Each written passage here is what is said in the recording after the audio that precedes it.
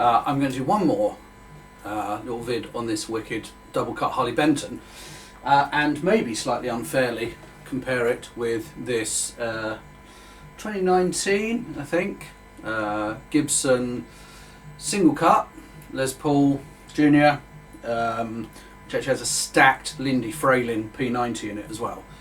Lindy, one of my favourite pickup manufacturers. So I'm going through an amp here, going through the old WEM with some pedals, just to see how does it compare. Can it compare? You know, theoretically, they're fairly similar. They're both solid mahogany body. That's obviously got a double cut. But I guess now we're looking at that classic thing of how much difference does the quality of the wood and the pickups make.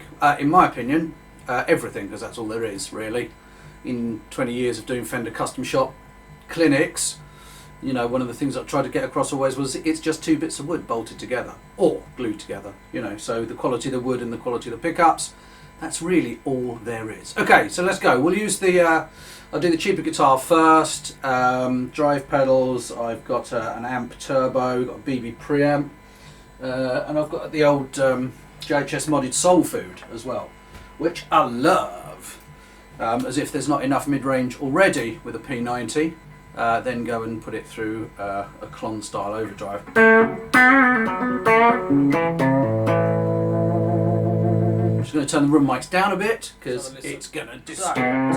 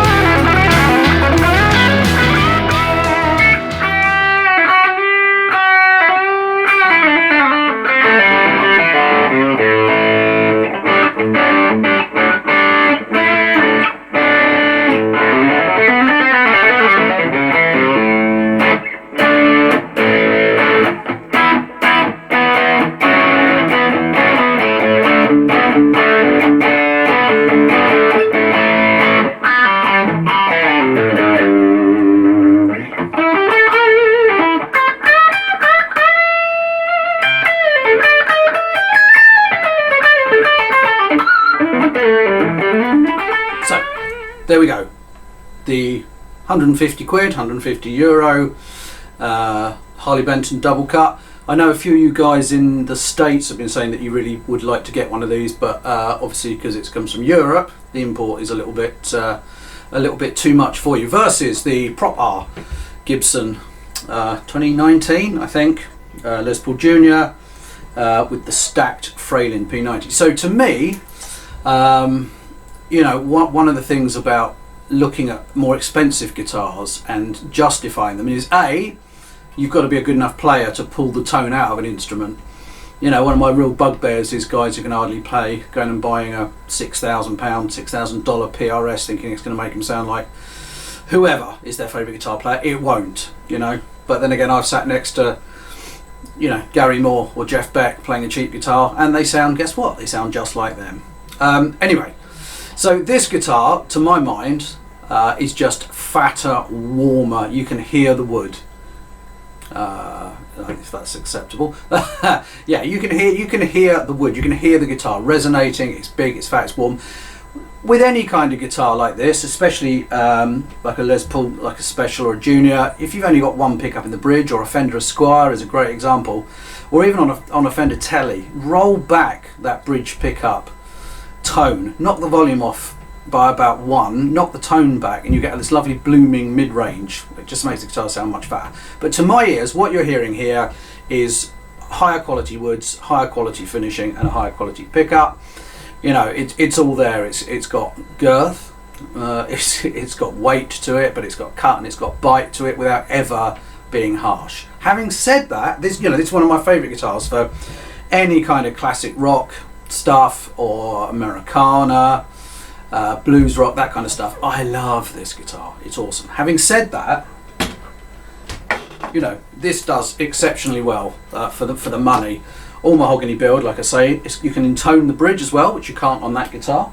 My only slight bugbear about this guitar, and generally about the cheaper guitars that I've played recently, is the question of tuning stability. You just think, could they just spend an extra, you know, 20 bucks, pounds, euros on just some slightly better tuners? You do find yourself tuning it quite a fair bit. But having said that, someone passed me this guitar on stage, or if it was in a studio, and I was looking for a quite raucous, rocky tone, this would do it, man. I would have no problem. It plays really, really nicely as well. That's the other point to make. Plays like a dream. But tonally, it's pretty good.